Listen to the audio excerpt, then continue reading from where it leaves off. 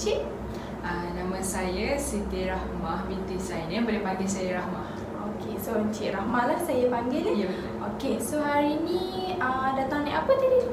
Dia datang naik bas dalam pukul 10 lah macam tu. Tu pun tak ramai sangat lah sebab hari ni hari cuti kan. Oh, yelah semalam kan cuti kan. Hari ni pun Hari ada ni pun cuti. cuti. Okey. So, apa? Dah makan dah? Belum lagi, nanti terus bukan sarapan dah tengah hari dah pun. Terus makan tengah hari je nanti. Okey, makan tengah hari terus lah. Okey. So far hari ni daripada pagi semua tu ada macam okey tak progres hari ni? Hari ni progres santai je sebab lagipun ada program sekejap lagi. So macam dia tak dia macam memang dah set up lah, setting semua masa lepas ni nak pergi mana macam tu lah. Duduk mana ni? Duduk ni dekat Kaci SME Bank. Kaci. Okey. Okey tak duduk luar sana? Okey lah, tapi sometimes je macam susah sikit sebab nak nak pergi ke sini kena naik bas kan daripada luar kan. Faham. Yelah macam kalau nak pergi kelas tu kan macam apa kan jauh kan kalau duduk dalam kan, tapi tak apalah, macam ada juga dengar yang daripada sini cakap okey je sebenarnya duduk dalam macam duduk luar tak ada masalah pun so far. Sebab saya pun tak pernah lah duduk luar kan, jadinya macam nak tahu juga macam bila dapat tahu daripada Encik Rahmah ya. Okey, so boleh saya tahu dekat sini ambil kos apa kan? Rahmah kat sini ambil kos kaunseling. Kaunseling. Okey. Sebelum tu saya akan kenalkan diri saya dululah. Okey, nama saya Nur Syaminah Izzati. Saya merupakan kaunselor berhenti di UST Utara Malaysia. So saya boleh panggil saya Syaminah saja.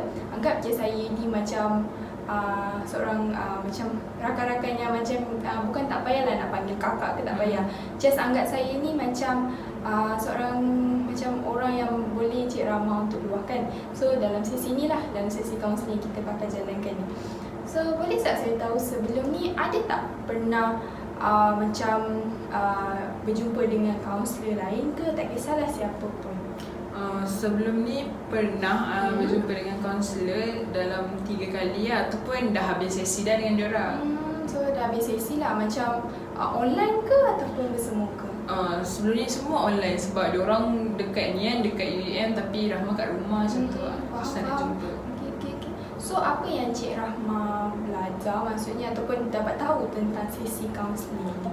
Sesi kaunseling ni sebenarnya dia tak tertumpu kepada if seorang tu ada masalah ataupun ada isu yang besar lah untuk berjumpa dengan kaunseling. Cukup sekadar kalau macam dia nak meluahkan ke ataupun ada sebarang isu yang diorang hadapi ke apa-apa sahaja. Okay, betul apa yang Encik Rahmah cakap. Sebelum tu saya nak tanya, Encik Rahmah selesa tak dengan kedudukan sekarang ni? Jarak antara kita selesa tak? Selesa.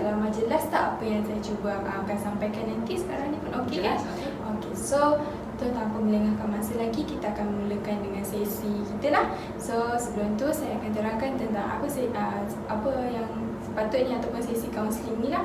So saya adalah sebagai seorang kaunselor yang mana tugas saya dan peranan saya adalah mendengar ataupun membimbing Encik Rahmah dalam membuat satu keputusan. Macam saya tidak boleh memberi nasihat secara melulu lah, macam sebab saya kena mendengar setiap apa yang diluahkan oleh Encik Rahmah. So sekiranya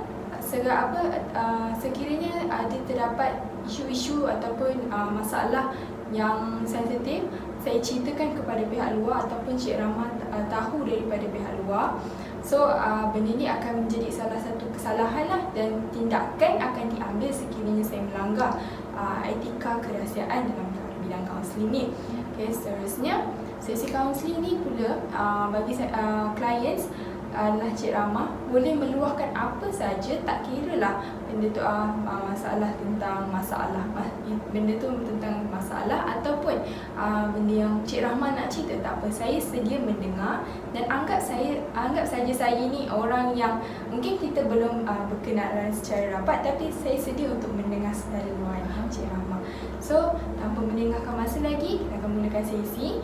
Sebelum tu saya akan tanya Encik Rahmah, ada apa-apa tak yang nak ceritakan? Tak kisahlah ini topik tu saya akan dengar. Saya ada satu masalah ni. Masalah dia macam tak terlalu berat sangat, tapi saya baru macam identify masalah ni bila macam baru-baru ni lah. Macam kalau contohlah kan, kalau saya texting orang, kalau macam kita typing tu hantar kat orang tu, orang tak faham apa yang kita cuba sampaikan. So maksudnya kat sini komunikasi tu tak berkesan. Apabila saya teks tu, diorang faham perkara lain macam tu lah. Okay. So maksudnya Cik Rahma kat sini ada masalah. Bukan masalah, dia macam bila Cik Rahma nak berkomunikasi, terutamanya melalui telefon ataupun smartphone kan, dia macam mesej yang Cik Rahma nak sampaikan tu macam tak sampai dengan dia. Mungkin dia orang salah tafsir. Sebagai contoh, Cik Rahma nak ajak, contoh macam nak ajak makan, tapi dia orang faham Cik Rahma sebenarnya macam nak diorang yang ajak macam tu, macam benda tu terbalik dalam pemikiran diorang. So macam saya faham lah apa yang Cik Rahma ada masalah tentang komunikasi lah. Sebab bagi saya memang masalah, bukan masalah, tapi isu komunikasi ni memang kadang kita tak perasan, tapi orang lain yang perasan macam apa yang cuba dia sampaikan ni sebenarnya. Sebab kita pun tak faham, kita tak tahu yang kita ni sebenarnya ada tentang masalah tentang komunikasi, tapi orang lain nampak. So bila Cik Rahma macam dapat identify benda yang aku sebenarnya ada masalah komunikasi ni? Bila kita berbual dekat WhatsApp, kan kita typing kan. Lepas tu diorang selalunya tak faham apa yang Rahma cakap. Contohlah kan, bila Rahma cakap, boleh tak minta tolong tunjukkan macam mana cara nak buat slide, contohlah. Lepas tu yang kawan tu pula dia ingatkan Rahma minta tolong dia buatkan slide. Macam tu, dia macam tak sampai. Bila dia baca balik ayat tu, oh rupanya Rahma minta tolong ajarkan buatkan slide. Macam tu lah. Faham. So macam mana Cik Rahma macam boleh, macam mana Cik Rahma selesaikan benda ni? Macam contoh Cik Rahma ada cara Cik Rahma sendiri ke macam mana? Kalau macam tu, saya cuba untuk ni lah, kalau macam kenalan kita yang rapat yang tak formal sangat, saya cuba untuk berkomunikasi melalui suara. Maksudnya hantar voice message. So macam tu dia clear sikit lah. Kalau macam saya hantar voice, intonasi nada pun diorang tahu macam mana saya waktu tu kan. Macam kalau let's say kalau marah ke ataupun tanya ke, macam tu. Selalu macam tu. Ada perbezaan, macam diorang tak boleh nak identify tu soalan ke ataupun penyataan. Macam tu. Faham. Kadang-kadang saya tanya, Cik Rahma pernah tak rasa macam bila orang tak faham Cik Rahma macam rasa, kenapa semua orang tak faham aku, macam stres, rasa tekanan macam tu. Apa kalau bila dah tekanan tu, apa Cik Rahma akan buat? Bila kadang-kadang rasa stres jugalah sebab apa yang kita cakap orang tak faham kan. Tapi bila lama-lama tu, dia macam more to like cari cara untuk solve the problem. Macam tu, macam tak nak keep on orang tak faham apa yang Rahma cakap. Sebab kadang-kadang benda ni mungkinlah diorang sama ada Rahma ataupun diorang tak bagi fokus yang 100% pada apa yang Rahma cakap. Faham. Mungkin waktu tu dia ada fokus benda lain, dia buat benda lain. Betul. So far kan, sepanjang, yelah kan sekarang Cik Rahma sedang belajar lah di UM kan. So hari tu kan ada fasa pandemik kan. So sekarang ni kan Cik Rahma dah balik ke universiti. So apa perubahan yang Cik Rahma nampak? Contohlah dari segi siapkan assignment ke, ada perubahan tak macam dari segi komunikasi ke dengan rakan-rakan? Dari segi komunikasi tu rasanya kurang lah sebab kita dah berjumpa face to face kan. Before this macam kalau apa-apa je semua meeting online. Kalau apa-apa je mesti melalui WhatsApp ataupun Telegram kan. So sekarang ni kalau macam tak faham, boleh pergi jumpa. Macam tu lah. So lebih senang lah benda tu, macam lagi cepat. So macam beza lah, maksudnya beza lah daripada sekarang. Cik Rahma SEM berapa? SEM 2. SEM 2. So maksudnya SEM 1 hari tu dekat rumah lah. Betul. So online Fully lah kan.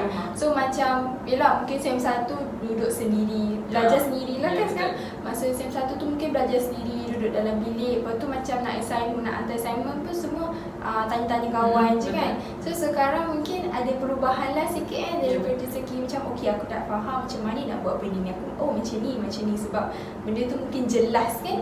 So okay, saya faham lah sebab saya pun dulu saya meletakkan diri saya ni macam saya pun pernah juga ada masalah juga.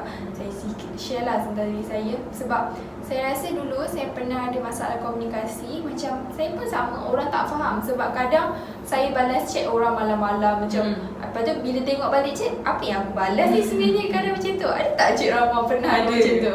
So maksudnya sama lah ni, tapi mungkin cara saya kalau macam saya stres kan daripada komunikasi orang tak faham apa yang saya cuba sampaikan, nanti saya tidur.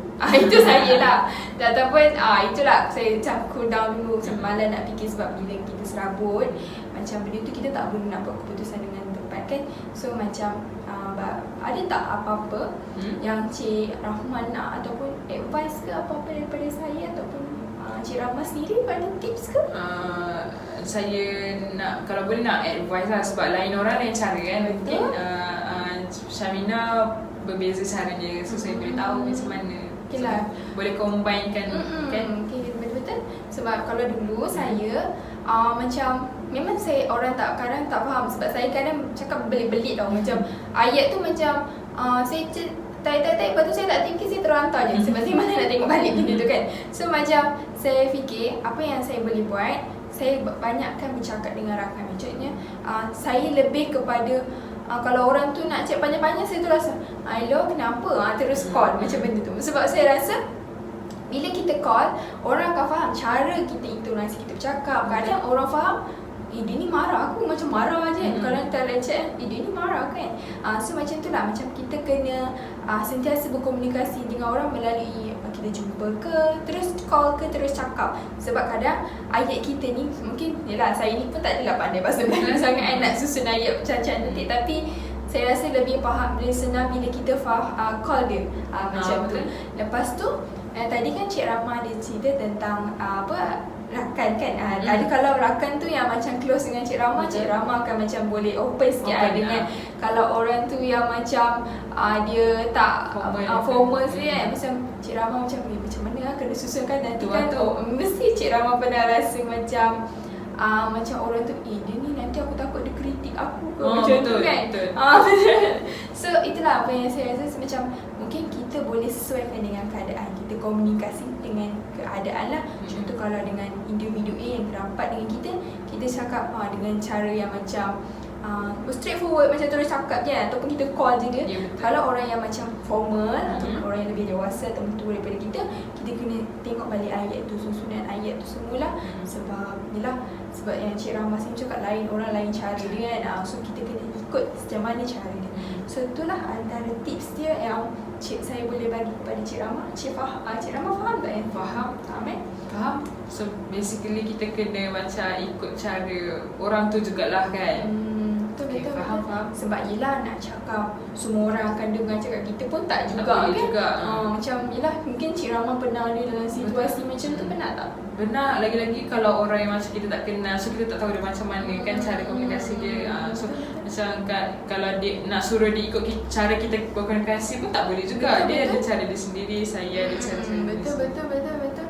Yelah sebab kadang kita nak faham semua orang pun kita macam mana nak faham ke semua orang kan. Macam kita nak komunikasi ni dengan dia, macam nak jaga hubungan semua macam tu. Kita rasa macam benda ni macam betul ke apa yang aku buat ni, betul ke tak yang aku buat ni. So macam tu lah. So far Cik Rahma kan sekarang dah ada dekat sini kan. So ramai tak kawan dekat sini? Ramai. Ada yang macam contoh lah, kalau naik bas tiba-tiba duduk di sebelah kan. Tu pun dah boleh jadi kawan lah. So masing-masing kalau contoh macam dekat blog tu pun ramai juga kawan-kawan yang boleh buat member. Macam diorang pun ada organisasi diorang kan. Situ lah, semua kita je lah cara kita untuk blend in dengan diorang macam tu lah. Boleh saya tahu tak, ini first time ke Cik Rahma duduk berjauhan dengan family ataupun memang dah pernah? Before this, sebelum ni Pernah, tapi tak jauh sangat lah. Macam contoh rumah Rahma kat Johor. Johor Bahru. Lepas tu Rahma belajar dekat Matrix dulu. Tu pun dekat Tangkak je, dekat-dekat dengan Muar. So tak jauh sangat lah. Kalau macam sekarang ni kan daripada selatan ke utara memang hujung. Itulah faham. Ada tak macam, yelah orang kata benda ni macam normal tau. Apa tu? Homesick. Ada tak homesick? Homesick tu tak lagi rasa, tapi rasa rindu kat kucing tu ada. Ada kucing? Ada kucing. First time saya tengok orang tidur kat kucing. Sebab dia selalu tidur dengan saya tau. So macam kalau macam dia tak ada tu macam bosan sikit lah. Macam rindu lah kat dia. Tapi bagi Cik Rahma, Cik Rahma rasa tu macam satu benda yang Cik Rahma rasa macam buatkan Cik Rahma sedih, ataupun sebenarnya tak apalah, ini okey je, nanti aku boleh jumpa dia macam tu. Macam tu. Rahma rasa macam okey je. Macam benda tu tak, dia sedih lah, tapi dia tak affect sangat lah. Sebab kita mencuba benda baru kan. Macam kita masuk kat tempat orang, kita belajar culture dia, belajar lorat dia kan. Kita punya slang kat JB kan lain kan. So bila masuk utara macam kena dengar betul-betul apa yang dia cakap. Itulah mungkinlah salah satu faktor kenapa komunikasi kita tak sampai. Mungkin sebab berbeza cara, berbeza orang nak fahamkan ayat kita. Contoh macam dekat Johor, saing tu kan gerak sekali kan. Betul. Tapi dekat Sydney ataupun dekat belah-belah ke atas macam area utara, Terengganu dengan Kelantan, diorang saing tu maksudnya member macam tu lah. So kira dia macam ada bukan salah faham lah, macam perbezaan dekat situ. Yalah, sebab satu faham dia macam makna yang lain. Dia punya maksud dia sama, dia punya macam saing tu sama. Cuma makna yang disampaikan oleh dua buah negeri contoh adalah berbeza. Tapi kan Cik Rahma tahu tak, saya baru tahu yang pasal benda saing tu. Saya macam, oh ya, macam Cik Rahma cerita tu dah saya macam, oh okey. Sebab dia orang selalu tak faham apa yang saya cakap. Tu yang saya terangkan balik. Betul. Kadang benda macam ni pun akan jadi macam satu masalah. Macam bukan satu masalah, macam kita pun nak communicate dengan dia macam kita teragak-agak. Contohlah macam orang utara dengan orang, atau orang Terengganu lah, orang Terengganu dengan orang Johor. Cara logat dia pun dah lain kan. Berbeza. Kita nak masuk pun kita macam aku nak masuk tapi aku tak pandai nak cakap logat macam mana. Kita akan rasa berdiam diri. So dari situ pun kita akan macam, alah macam tak, aku nak bawa, nak berkawan, nak ada communicate dengan, nak ada hubungan sosial kan. Tapi itulah kat situlah ada halangan dia. So macam bagi saya sendiri pun saya rasa macam betul juga kan, komunikasi ni macam nak solvekan dia pun kena ada cara dia. Betul. Saya pun ada kawan daripada Terengganu juga, nama dia Nani. Dia cakap kalau tak faham apa yang dia cakap je lah dengan dia, nanti dia terangkan balik. So saya rasa saya lega sikit macam ada orang macam faham benda tu kan. Macam tak semua orang boleh faham apa yang nak cakap macam tu lah. Betul. Yelah, sebab itulah komunikasi ni memang macam kita mungkin boleh selesaikan baik kita punya ni, tapi bila tiba-tiba ada bahasa lain kita tak faham, tapi kita cuba nak faham, tapi benda tu akan macam tak apalah, kalau orang tak nak explain kat aku, tak apalah, okey je kot. Okey je kot. Sebab bila kita buat silap ataupun ada kesalahan pada diri kita, orang macam ada orang tu dia boleh nak tegur, ada orang dia tak boleh nak tegur. Macam dia macam tak kisahlah kau, aku ulanglah pada kau. So macam apa yang saya nampaklah daripada Cik Rahma kan. Cik Rahma pernah tak ada involved in any macam kelab ke, yang sebab saya nampak daripada cara Cik Rahma sangat macam suka bercerita, suka sangat bercerita. Saya seronok dengan Cik Rahma sebenarnya. Saya ada involve satu kelab ni, nama dia Percap. So macam saya join Percap ni pun sebab saya nak cabar diri saya sebenarnya. Sebab sebelum ni saya tak pernah join any organisation yang macam ni lah, yang adakan program. So saya, why not kalau macam kita cuba macam belajarlah cara nak uruskan program macam mana. Lagi satu pada masa yang sama saya fikir mungkin boleh improve lagi cara saya berkomunikasi. Macam tu lah. Betul apa yang Cik Rahma cakapkan tadi. Sebab bagi saya memang bila kita sebagai seorang student, kita ada dekat universiti, kita kena tunjukkan diri kita. Mungkin kita ni contoh ada orang extrovert ataupun introvert. Mungkin orang tu jenis yang dia dia segan semua kan. Tapi dia kena tahu walaupun dia macam malu semua, tak pandai nak tunjukkan diri, sebenarnya dia boleh sebenarnya. Cuma dengan cara yang betul. Jangan macam ada orang dia tak boleh paksa-paksa semua kan. So apa yang saya dapat rumuskan ialah dekat sini ya. So macam bagi saya Cik Rahma sebenarnya mampu untuk menyelesaikan masalah komunikasi ni bila Cik Rahma sentiasa ada hubungan sosial dengan dengan orang sekeliling lah. Sebab bagi saya Cik Rahma jangan selalu keseorangan. Sebab bila Cik Rahma seorang-seorang nanti macam Cik Rahma macam buntu tau benda tu. So saya rasa lah Cik Rahma punya masalah tentang komunikasi ni Cik Rahma mampu untuk selesaikan sendiri dan mampu untuk buat keputusan yang bijak lah. So bagi saya macam walaupun Cik Rahma macam yalah kalau ada masalah komunikasi kan, tapi Cik Rahma dapat handle bila ada tekanan macam stres yang orang tak faham, tapi Cik Rahma dapat involve benda tu, macam dapat selesaikan benda tu dengan So ada apa-apa lagi tak yang Cik Rahma nak ceritakan ke? So far tak ada dah.